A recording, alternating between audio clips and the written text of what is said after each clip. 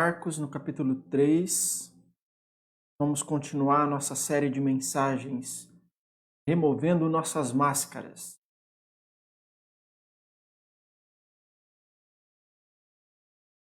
Evangelho de Marcos, capítulo 3.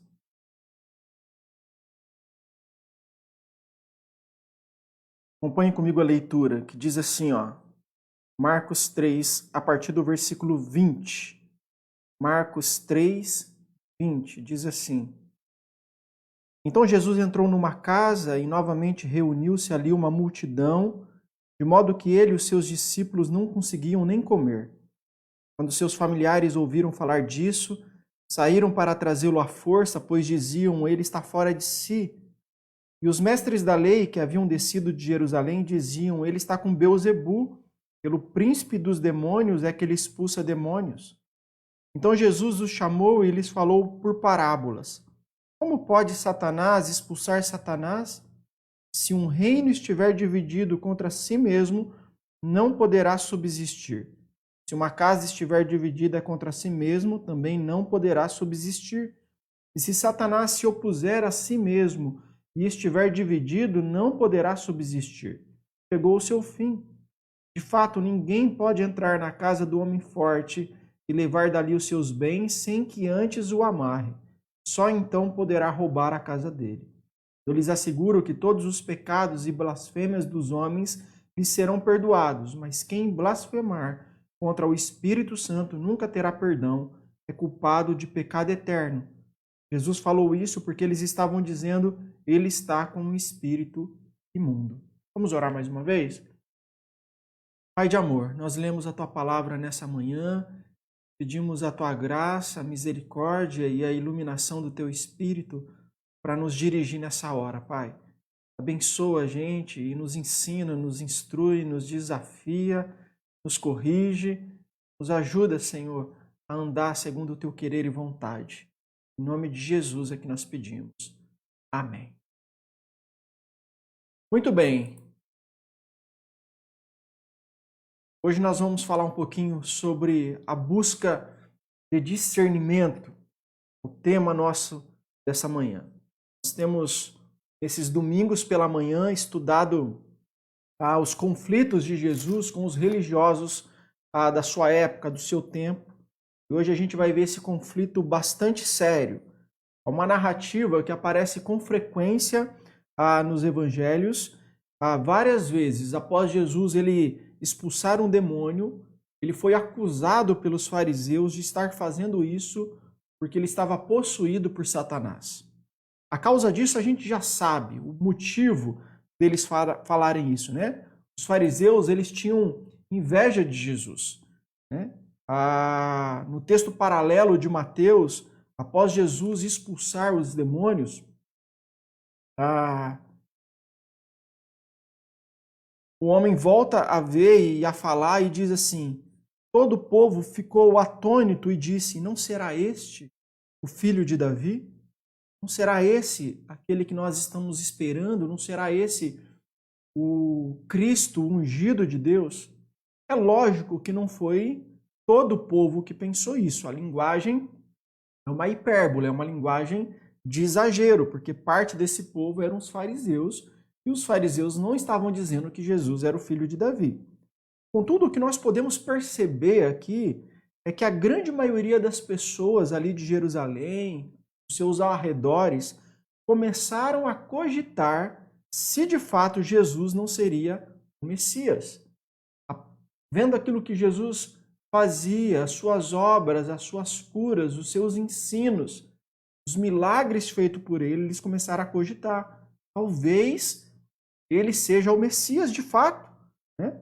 Então parece que esse povo passou a discernir as coisas que estavam acontecendo no meio deles, e embora ainda não sendo conclusivamente, mas apenas como hipóteses, eles estavam perto da verdade.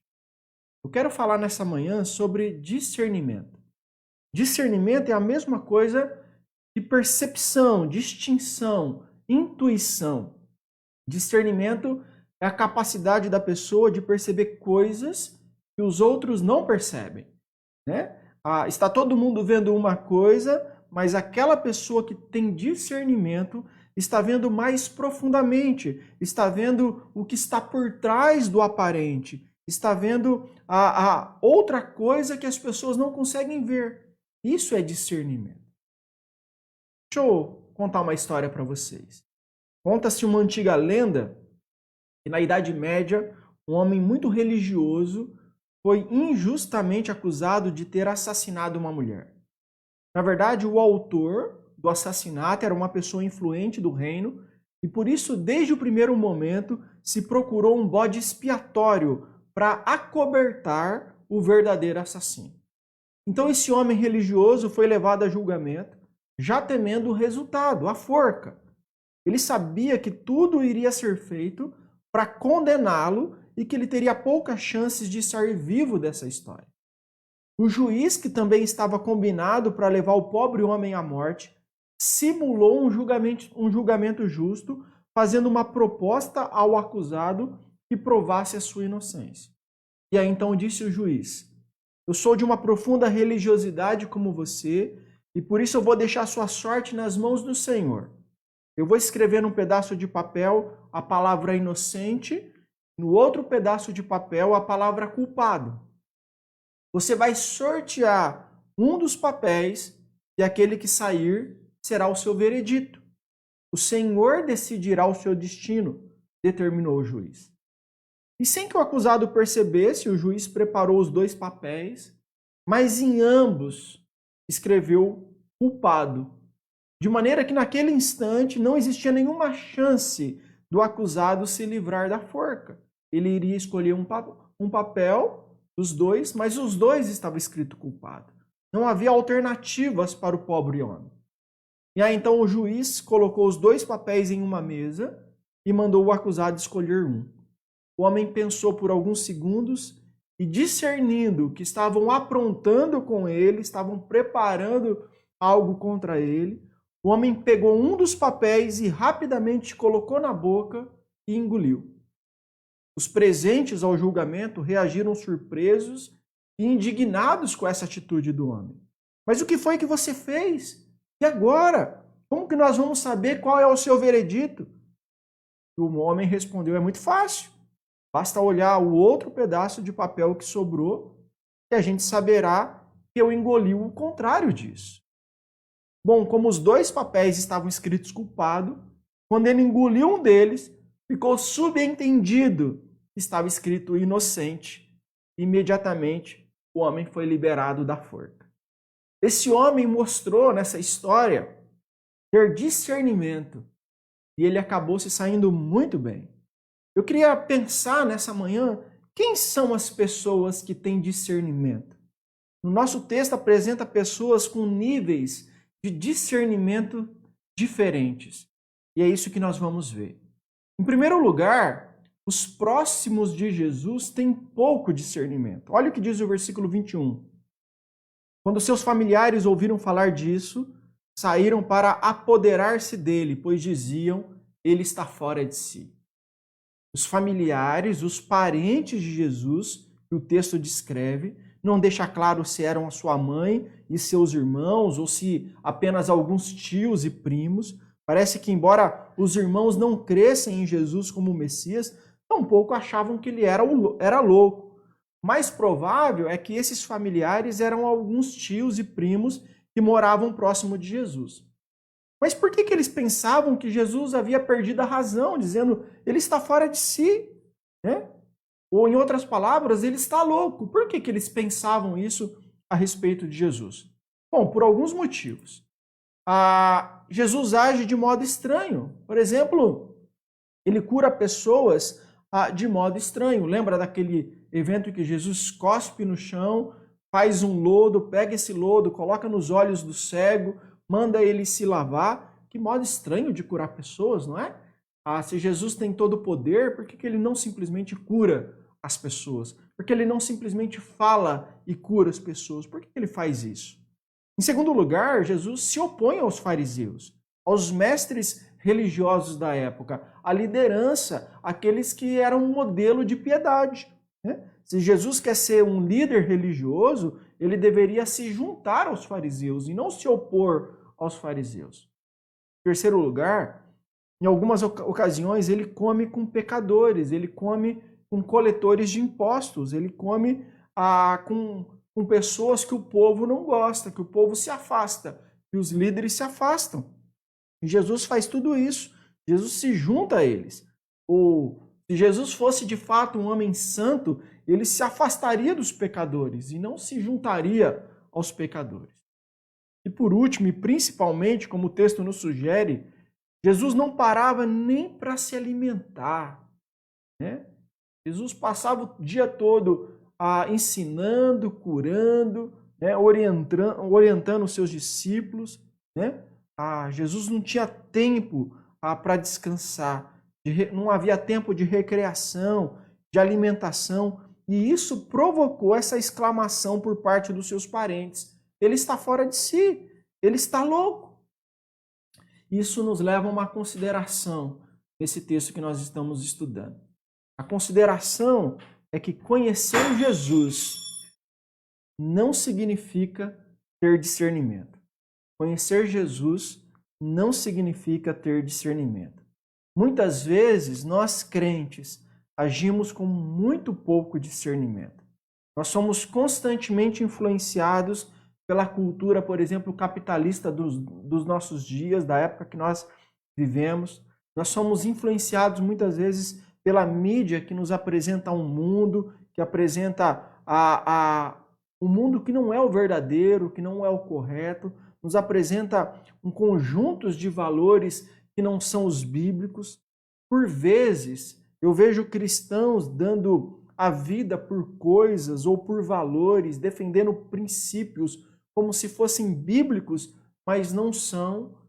Na verdade, eles foram condicionados ao espírito do mundo, ao espírito da época. E por que acontece isso? Porque eles têm pouco discernimento. Eles não conseguem perceber. E é ainda mais crítico, muitas vezes, o nosso próprio discernimento espiritual. Nós vivemos em um mundo onde o príncipe dele é Satanás. E nós não conseguimos enxergar, nós não conseguimos discernir as influências de Satanás sobre esse mundo, e muitas vezes nós estamos, sem perceber, cooperando com o inimigo. Lembra do filme Dormindo com o Inimigo? Muitas vezes é a nossa situação.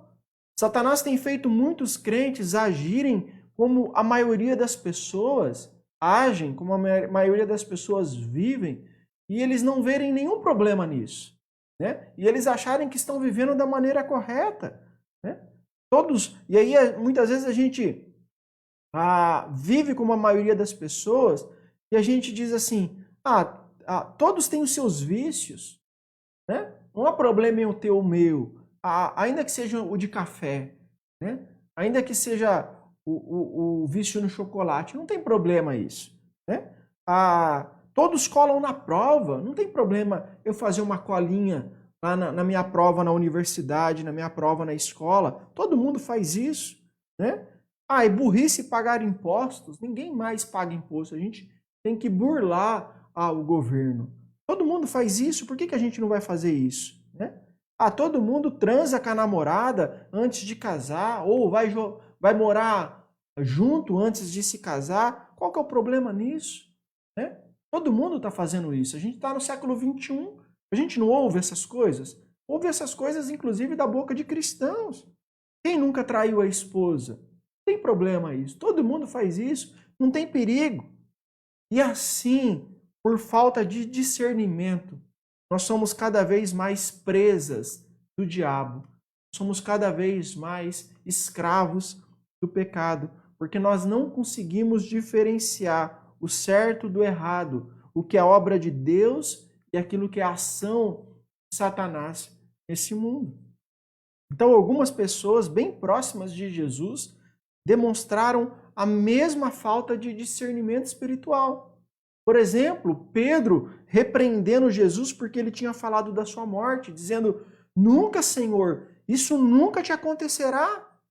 E Jesus respondendo a Pedro, para trás de mim, Satanás, você é uma pedra de tropeço para mim e não pensa nas coisas de Deus, mas nas dos homens. Você está preocupado em se ver livre dos romanos.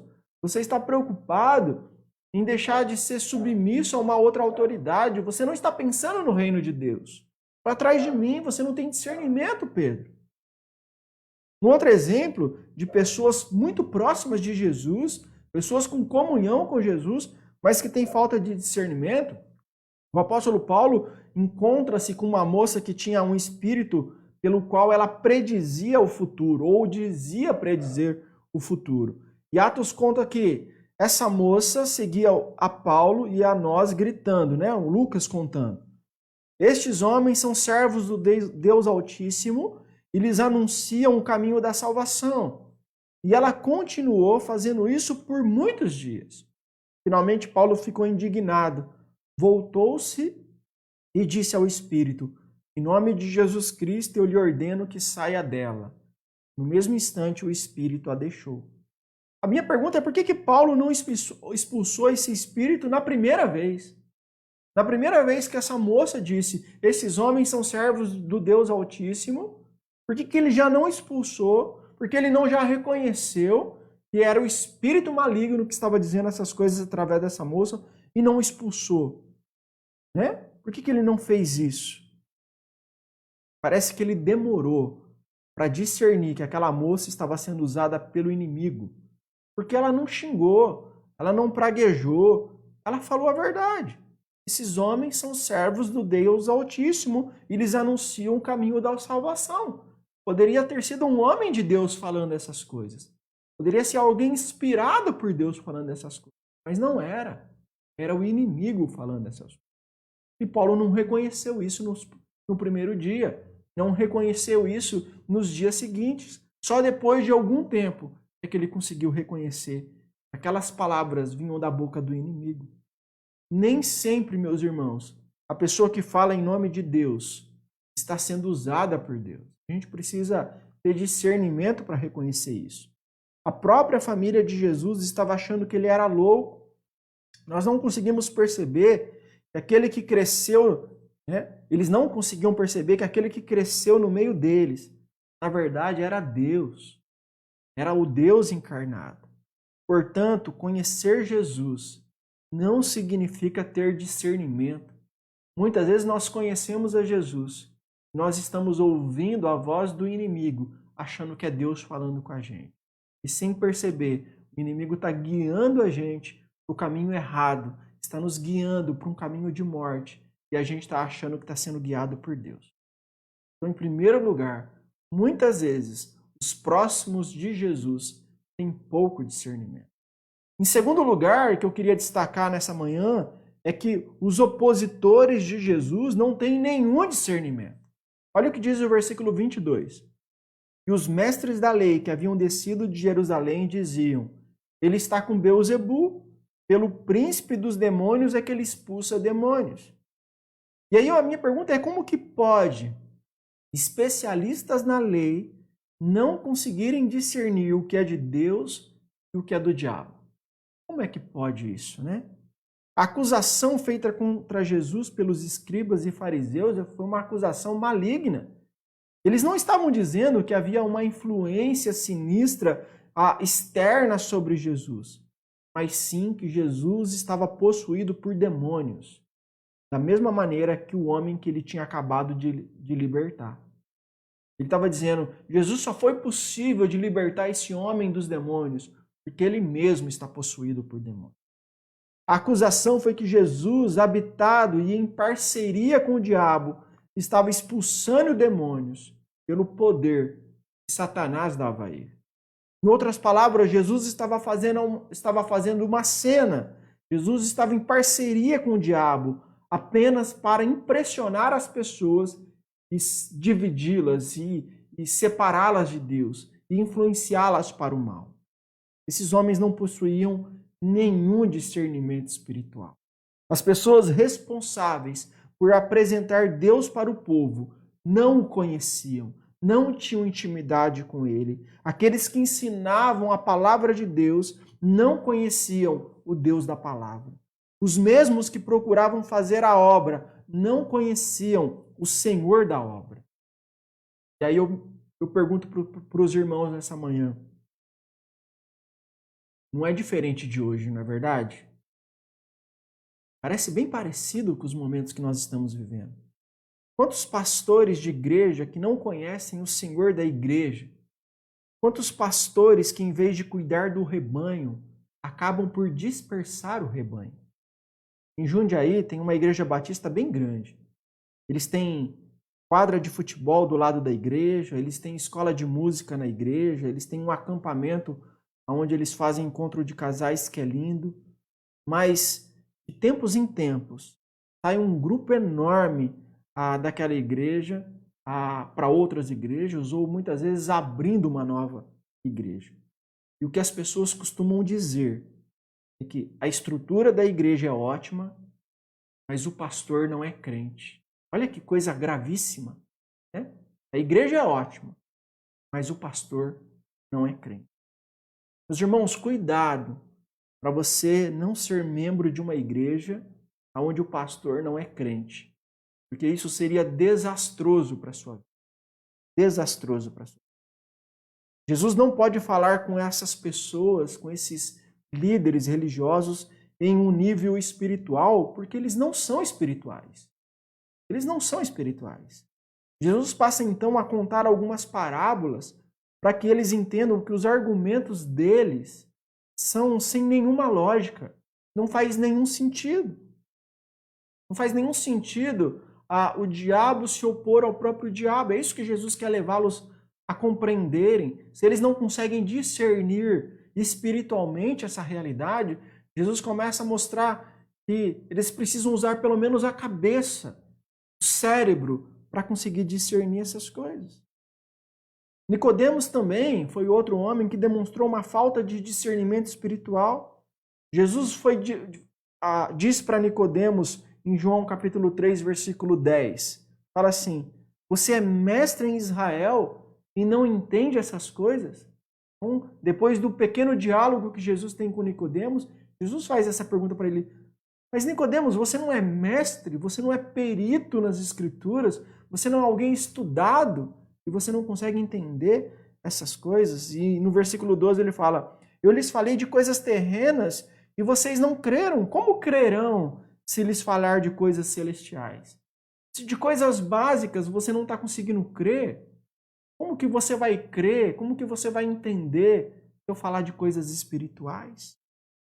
Por isso eu queria dizer que pastores, professores de EBD, líderes de departamentos, dirigentes do louvor, diáconos, pessoas responsáveis por falar, pregar, ensinar, cantar, ministrar no nome de Deus, mas que muitas vezes não conhecem a Deus. Essa é uma realidade. As igrejas estão cheias desse tipo de gente, porque elas se escondem através de máscaras. Elas se tornaram pessoas hipócritas. Elas são um tipo de pessoa na igreja, mas outro tipo de pessoa em casa. Elas são um tipo de pessoa na igreja quando elas estão diante dos irmãos, mas outro tipo de pessoa no trabalho. Então, nós estamos nessa série lutando contra essa hipocrisia, dizendo a gente precisa abandonar a hipocrisia. Infelizmente, algumas pessoas são peritas em serem hipócritas. E Jesus se opõe a essas pessoas. Por isso que nós não podemos ser hipócritas, porque Jesus se opõe a elas, não porque elas não conhecem a Deus, não por isso. Jesus se opõe a elas, porque elas dizem que conhecem. Ou seja, são hipócritas, são impostores, são cínicos, são fingidos. As nossas máscaras, elas funcionam muito bem diante das pessoas, mas diante de Jesus, essas máscaras caem todas por terra. Diante de Deus, nós não conseguimos maquiar as nossas imperfeições. Diante de Deus, é quem nós somos de fato. É a verdade nua e crua. É como nós de fato somos. Por isso, se os próximos de Jesus têm pouco discernimento, os opositores de Jesus não têm nenhum discernimento. Jesus tem todo discernimento. O texto paralelo de Marcos, Mateus 12, 25, diz assim: Jesus, conhecendo os seus pensamentos. Ou seja, Jesus tem todo o discernimento. Jesus conhece os pensamentos das pessoas. É por isso que na comunidade cristã a hipocrisia é inútil, né? É inútil, não serve. Ela pode funcionar na sua casa, ela pode funcionar no seu trabalho, ela pode funcionar com seus amigos, mas na presença de Deus somos todos desmascarados. Na presença de Deus, a nossa máscara cai por terra. Por isso eu queria encerrar minha palavra pensando ou tentando responder a pergunta como que nós podemos aprender a discernir as coisas, né? Então, em terceiro lugar, só o Espírito Santo e a Bíblia podem nos dar discernimento. Olha o que diz 1 Coríntios capítulo 2, versículo 11. Ninguém conhece as coisas de Deus, a não ser o Espírito de Deus. Um pouco mais adiante, Paulo continua dizendo nos versículos 14 e 15: quem não tem o Espírito não aceita as coisas que vêm do Espírito de Deus, pois lhes são loucura, e não é capaz de entendê-las, porque elas são discernidas espiritualmente. Mas quem é espiritual discerne todas as coisas.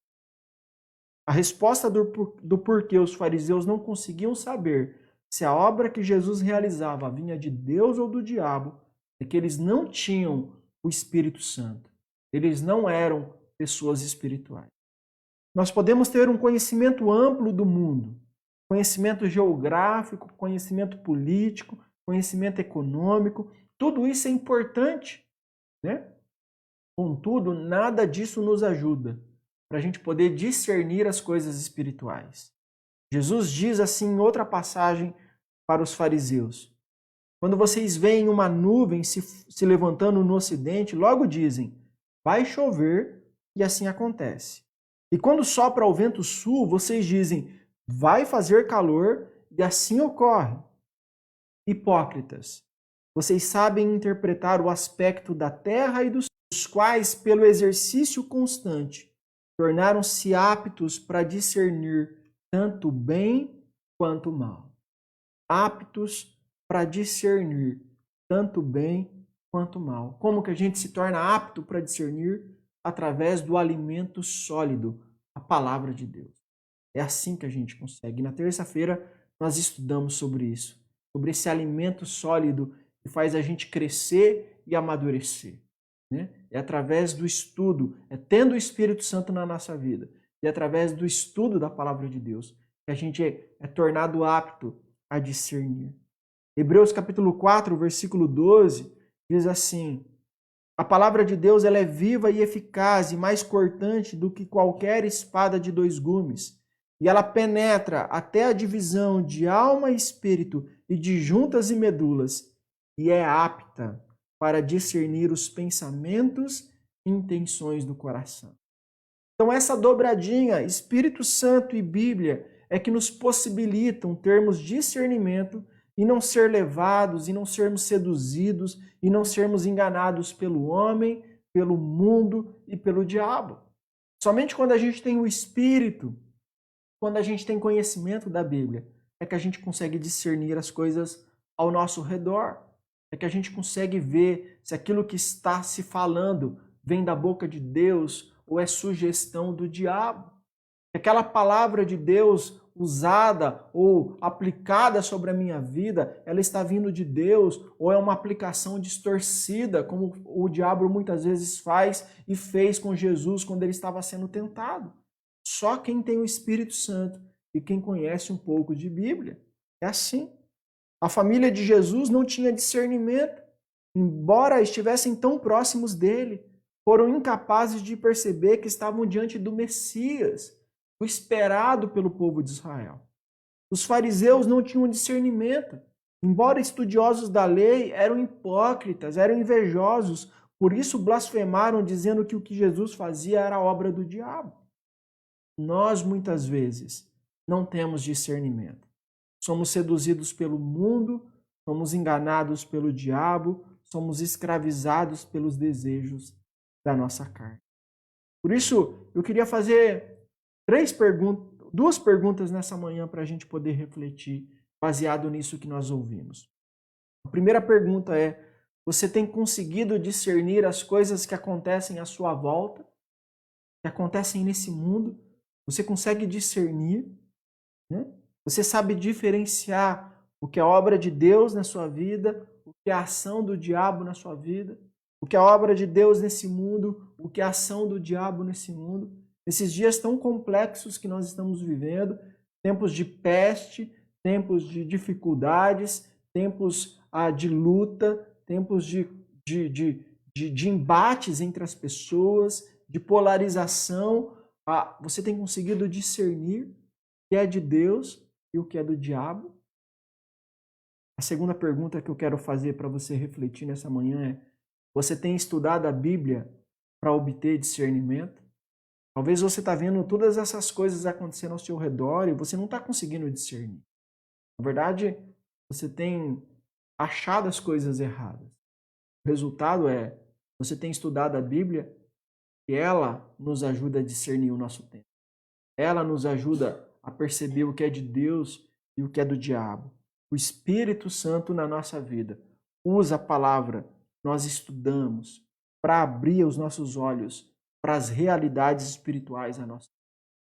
Será que tudo isso que está acontecendo nos nossos dias é uma ação do diabo contra o mundo? Ou é Deus no controle de todas as coisas, nos chamando ao arrependimento, nos fazendo voltar-se para Deus e dando oportunidades a esse mundo incrédulo para que possa crer em Deus? O que está acontecendo? É obra de quem? Só quem tem discernimento consegue perceber essas coisas. Por isso, meus irmãos, que a palavra dessa manhã possa nos ajudar a procurar ter mais discernimento. A gente possa obter mais discernimento da parte do nosso Deus. E nós só podemos encontrar isso, discernimento, na palavra de Deus e na comunhão com o Espírito Santo.